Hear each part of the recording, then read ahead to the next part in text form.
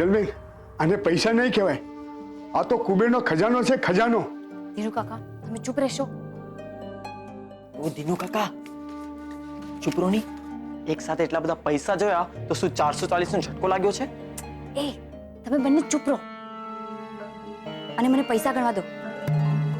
મારે હજી યશવંત કાકાને કહેવાનું છે કે પૂરા 5 લાખ છે કે નહીં.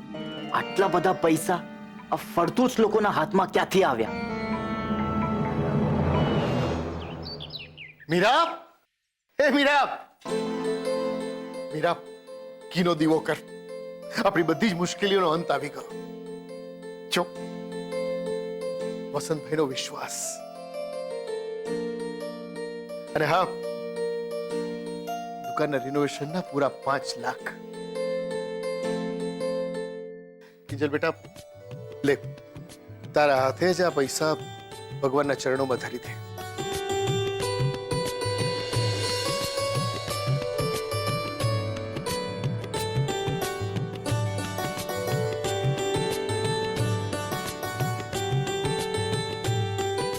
હે ભગવાન, મારે પણ તમને થેન્ક યુ કહેવું છે. વસંતભાઈએ જે વિશ્વાસથી આ પૈસા મને આપ્યા છે,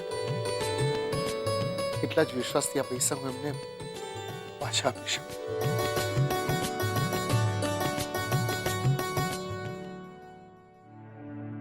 મને ખબર છે કે આટલા બધા પૈસા દુકાન માટેના છે, પણ આ 5 લાખની સામે મારી જરૂરિયાત તો 5000 ની નથી. ને જો હું માંગીશ તો એ મને ખબર છે કે બધા નાચ પાડવાના છે. આ શું કરો છો પપ્પા? શું કરે છે રાઘવ? અરે બા, જીભ પડી ગઈ. અક્કલ મઠી, આટલી ગરમ ચા અપાતી હશે કોઈ દાડો? હાય હાય, વધારે ગરમ હતી. પાણી પી લો ને, જીભ દાજી ગઈ. અરે દાજે ને જીવ, અહીંયા મને કોઈ 1000 રૂપિયા ઉધાર નથી આપતું અને મોટા ભાઈને 5 લાખની વીસી. તે ભલે ને મળી, મૂળ મુદ્દો તો ઈ છે કે ચૂકવશે કઈ રીતે? અરે બા, પણ એમ નો થાય કે 5 લાખ લે મોટા ભાઈ ને ચૂકવવા નાના ને પડે. તે ભલે ને, હે? તે ચૂકવી દઈશું આપણે. અરે શું વાત કરો? ઓલા ગુલબાના હાથે મારા રાહુલના નામનું પાટિયું ફેંકાવડાવ્યું હતું ને, ઈ જ ગુલબાના હાથે પાટિયું ફેંકાવડાવીશ મોહન અને એની છોડ્યુંના નામનું. અને એની છોડ્યુંના મોઢા પર હંમેશ માટે તાળું મરાવડાવી દઈશ કે આ ઘરમાં એ લોકોનો પણ હક છે.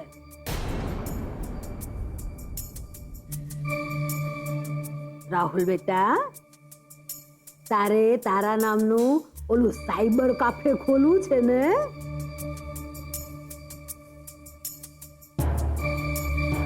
ખોલી જશે. પૈસા દુકાનમાં ન રખાય.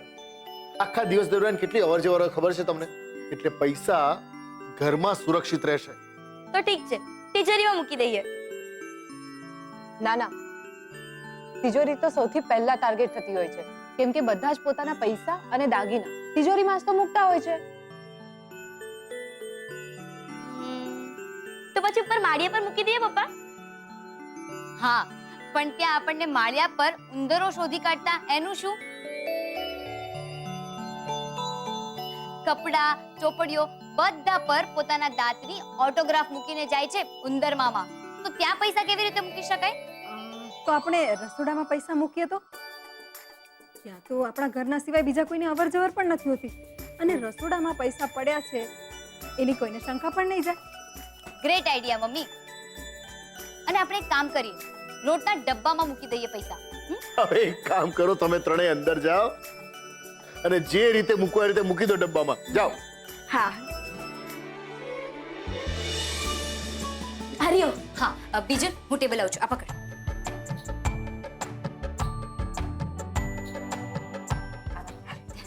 પકડજો. પડી ગયો. પેપર દેવાના. અરે બાપ રે. જલ્દી કર કિંજલ. અરે બીજલ, પૂરા મારા ફેસ પર નાખ્યું તે સોરી લાવ લાવ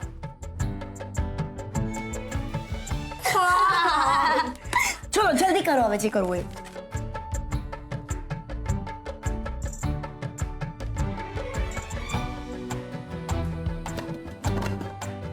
ટેબલ પકડો.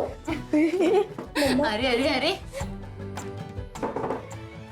પતી ગયું. આ શું કર્યું તે સોરી. યુ શુડ બી થઈ ગયું. ચલો જઈએ.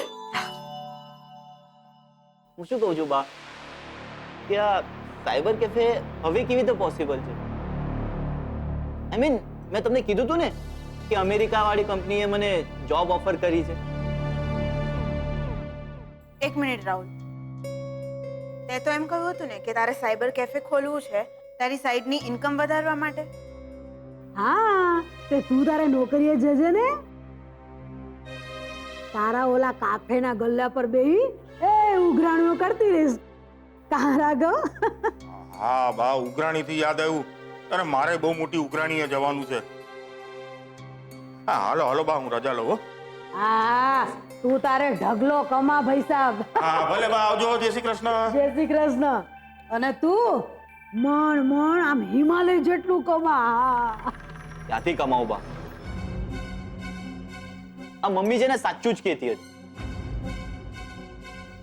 કે આ સાયબર કેફેનો ધંધો જો સારો હોત ને તો તાપી નગરમાં ઘરે ઘરે સાયબર કેફે ખુલ્યા હોત. એટલે એટલે કે આ તો વસુલીભાઈએ મને ચડાવેલો. પણ મને હવે હકીકત સમજાઈ ગઈ છે. પપ્પાએ આટલી મહેનત કરીને મને ભણાવ્યો છે ને બા, તમારું તો પણ સપનું છે અમેરિકા જવાનું. હા તારું કાફે ગયું ખાડામાં, જવા દે. હા બા, સાયબર કેફેને જવા દો ને મારા અમેરિકા જવા પર ફોકસ કરીએ.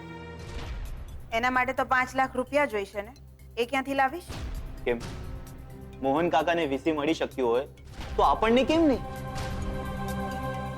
ને બા, 2 જ હપ્તા તો ભરવાના છે, પછી અમેરિકા જઈશું અને બર્ગરિયા ખાઈશું. My name is Anthony Gonsalves. ને ભલે ને શોધતા રહે, એ લોકો અમેરિકા થોડી આવવાના છે વીસી વાળા. ને મોહન કાકાની દુકાને ઉઘરાણીઓ કરતા રહે. શું કહો છો બા? 43.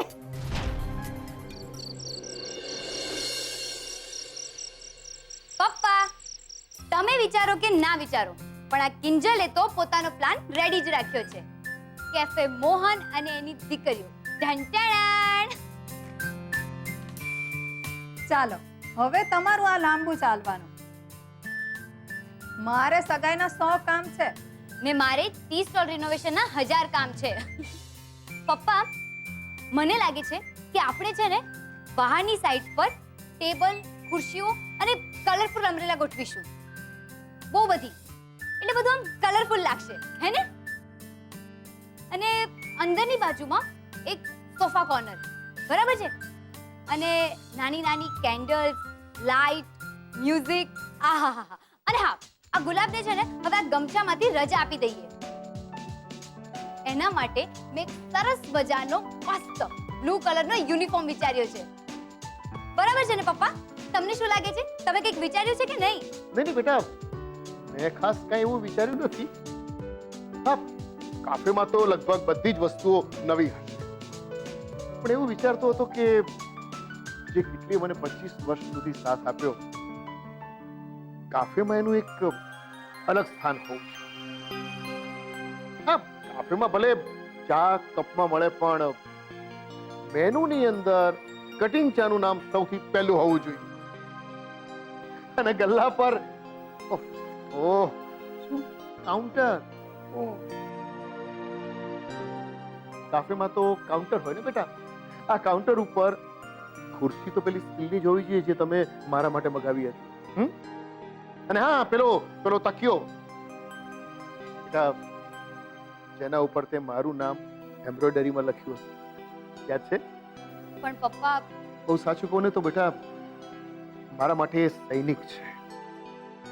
ગમે તેવી વિકટ પરિસ્થિતિ હોય લડી લેવાનો ને દુશ્મનો સામે ટકી રહેવાની આ તકિયામાં તાકાત છે. એટલે આ તકિયો તો એ જ રહેશે.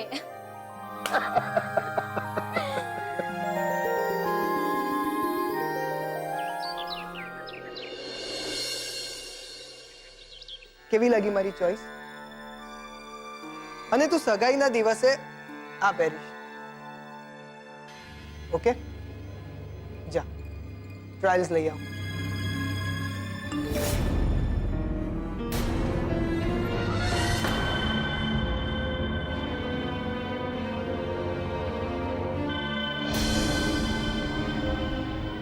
તું રહેવા દે.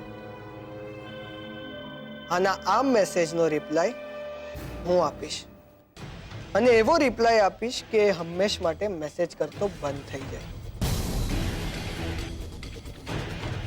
મગાઈ પાન લખે છે કે સૂરજ જેવી તેજસ્વી અને જેનું ચંદ્ર જેવું મોહક સ્માઇલ છે એવી મારી ફ્રેન્ડને ગુડ મોર્નિંગ. અને પૂછે પણ છે કે ઘરે છે કે નહીં. આનો રિપ્લાય હું આપીશ. હા, હું ઘરે જ છું, પણ તારે આજ પછી ઘરમાં આવવાની જરૂર નથી અને આજ પછી મને મેસેજ કે કોલ કરતો નહીં. સુશાંત, આ તમે ઠીક નથી કર્યું. કિંજલની પણ પસંદ નાપસંદ જેવું કંઈ હોય કે નહીં? જો એવું હોય તો એ બોલે છે? નથી બોલતી ને? તો પછી જા કિંજલ, જઈને કપડાં મૂકી આવ. હા યાર, પેલા સે બહુ મજા આવી. અરે કમાલ છે કિંજલ. અમે આવ્યા ને તું ક્યાં જઈ રહી છે?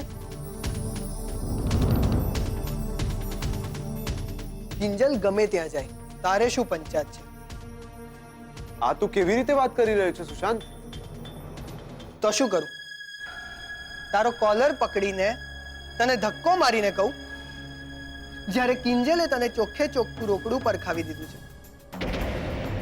કે આજ પછી તું ઘરમાં નહીં આવે, ના મેસેજ કરીશ કે ના કોલ કરીશ, તો પણ તું કિંજલ કિંજલ કરતો નફટાઈને બેશરમીથી ઘરમાં આવી ગયો.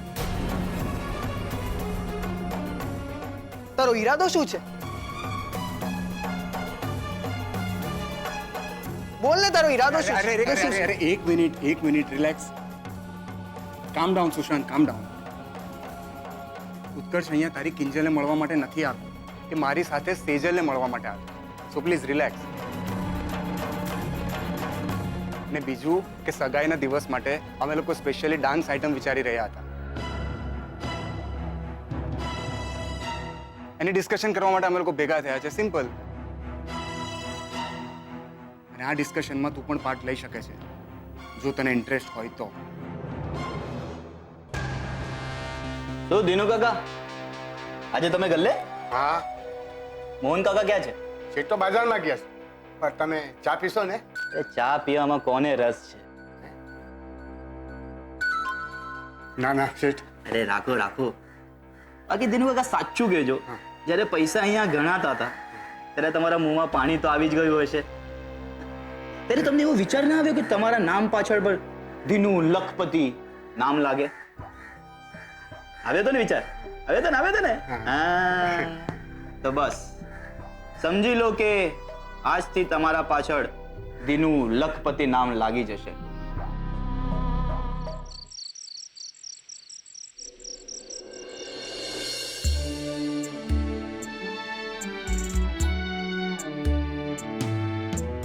કપરા સંજોગો છે, લાય લાય ધૂપ છે, આંખો સુકાઈ ગઈ, હોઠ સાવ ચૂપ છે.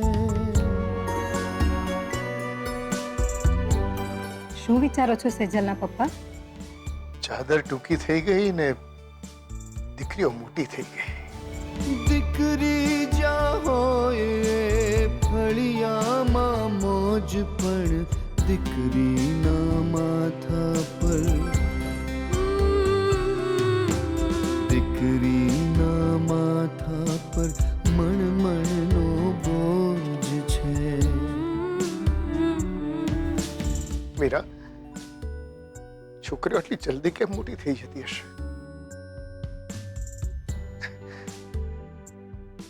સેજલ માટે તો હું માનસિક રીતે તૈયાર થઈ ગયો હતો, પણ કિંજલના આમ અચાનક અંજળ ઉઘડશે ને ખરેખર હું ગભરાઈ ગયો.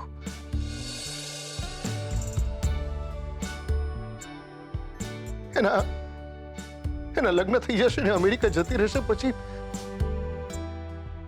ખબર નહીં એનું મોઢું ક્યારે જોવા પામીશું આપણે. કેમ આવશે ને વર્ષે 2 વર્ષે ને આમ પણ હવે તો ફોનમાં પણ વિડીયો કોલ થઈ શકે છે, તો પછી ચિંતા શું કામ કરો છો? ચિંતા તો થાય ને. મારી અને મારી દુકાનની વર્ષોથી સંભાળ રાખતી આવી છે.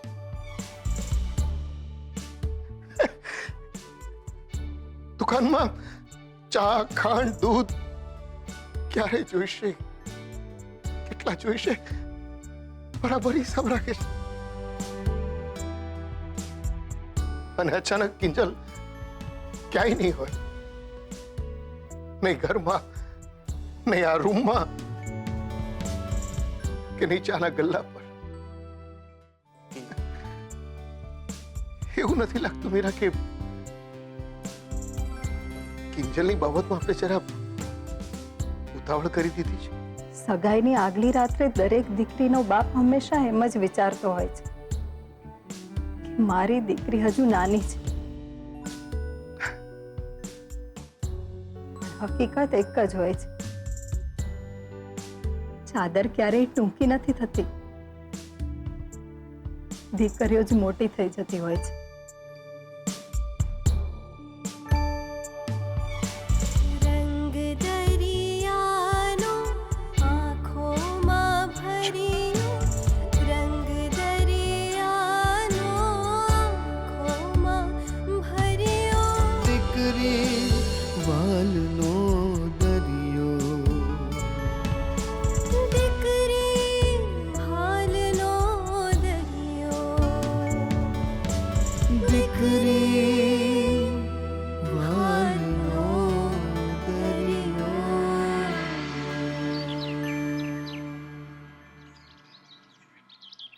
અરે હું પણ એમને શોધી રહ્યો. અરે મળી ગયા. ઓ ભાવેશભાઈ, તમને શોધું જુઓ.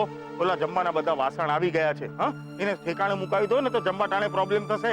અને આ ખુરશી બી મુકાવો, જાઓ અને સંભાળીને મુકાવજો. લાઈન બંધ મુકાવજો બધી ખુરશી. હા. અરે મોટા ભાઈ, નંદા, મને તો આંખો પર વિશ્વાસ નથી આવતો કે તું આ રીતે આમ બધું. વિશ્વાસ શું મોટા ભાઈ? નાનકો છું, તમારો નાનકો છું, તો બધું કામ મારે કરવાનું હોય ને મોટા ભાઈ. બરાબર છે, પણ પ્રસંગ તો હેમખેમ પાર પડી જશે. મોટા ભાઈ, આપણે બે સગા ભાઈઓ છે, લોહી એક જ ને આપણું. માન્યું તમારી ને મારી વચ્ચે વિચારોમાં આસમાન જમીનનો ફરક છે, પણ પ્રસંગી તો આપણા ભટ્ટ પરિવારનો છે, આપણી દીકરીઓનો છે મોટા ભાઈ. Thank you નાનકા. લો, એક બાજુ નાનકો કહો છો ને એક બાજુ થેન્ક યુ કહીને પારકો કરી નાખ્યો. જુઓ, માનું છું અત્યારે આપણે બધા ટેન્શનમાં છીએ, પણ મોટા ભાઈ જુઓ, હવે મેં એમ વિચાર્યું છે કેટરિંગ અને માસુકભાઈને હું સંભાળી લઈશ. હા, સાગરભાઈના પરિવારનું ધ્યાન તમારે રાખવાનું. હા, બરાબર છે. હા, આ શું છે? જબ્બો. અરે ઘરમાં પહેરવાનો જબ્બો નહીં, સગાઈમાં પહેરવાનો જબ્બો પહેરી આવો મોટા ભાઈ. જાઓ, ઘરે જાઓ અને સરસ મજાના તૈયાર થઈને આવો. અહીંયા હું બધું સંભાળી લઈશ. મારી પર વિશ્વાસ છે ને તમને? જાઓ જાઓ, હવે જાઓ ને. તારે એમ માને વિશ્વાસ નથી? જાઉં છું. જાઓ જાઓ. અરે લાઈન બંધ, ખુરશી લગાડો. સોરી યાર, મને ખબર છે મને લેટ થઈ ગયું. ક્યાં હતો તું? શું કહું યાર, કાલ રાતે ઊંઘ જ ના આવી અને સવારે મોડેથી આંખ ખુલી. એમ? ચલો, મોડી તો મોડી, આંખ તો ખુલી. અને ફાઇનલી તે સ્વીકારી લીધું કે મેસેજ કિંજલે કર્યો તો, બરાબર ને? રૂપેશ યાર, જે વાત તું પણ જાણે છે ખોટી છે, એ મને મનાવવા માટે ફોર્સ શું કામ કરે છે? કેમ કે એ જ સારું છે તારા માટે ભાઈ. અને એમ પણ કિંજલ અને સુશાંતની સગાઈ થવાની છે, ખબર છે ને તને? આજે સગાઈ છે પણ સુશાંતની સાથે થશે એવું તો જરૂરી નથી ને.